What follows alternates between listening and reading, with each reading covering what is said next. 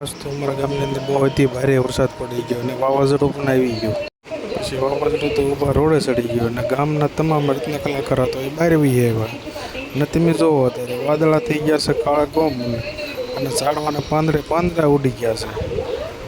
પછી તો એવી આવી ગઈ તમારા ગામના પાદરની અંદર આવ્યા એટલે તે જોવો તો ધૂળની ડમરી ઉડતી હતી અને ચારે બાજુ એટલી ડમરી ઉડી તો જ્યારે બાજુ નકરું વાવાઝોડું દેખાય છે, ધૂમધામ અંધારું થઈ ગયું છે.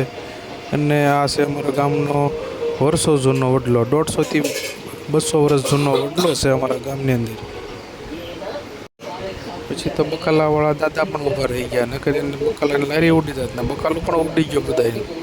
એટલો વરસાદ આવ્યો એટલો બધા ગાડીઓવાળા પણ ઊભા રહી ગયા, નકર તો બધા ગાડીઓ સાથે પણ ઉડી જતા આજે તો. પછી તો ગામની અંદર ડમરીઓ ઉડવા લાગ્યું. પછી તો અમે તો ફોન લઈને આવી ગયા અમારા ગામની અંદર. અતિ ભારે વરસાદ થયો તો ગામના તમામ ગાડીવાળા કે હાલો ઘરે આવી જાય ફટાફટ, નકર પછી અહીંયા તો આપણે પણ ઉડી જઈશું. પછી તો અમે આવી ગયા ગામના સોરામાં અને સોરે ગામના આવ્યા તો જોયું તો ગામની અંદર ડમરીઓ ઉડતી હતી.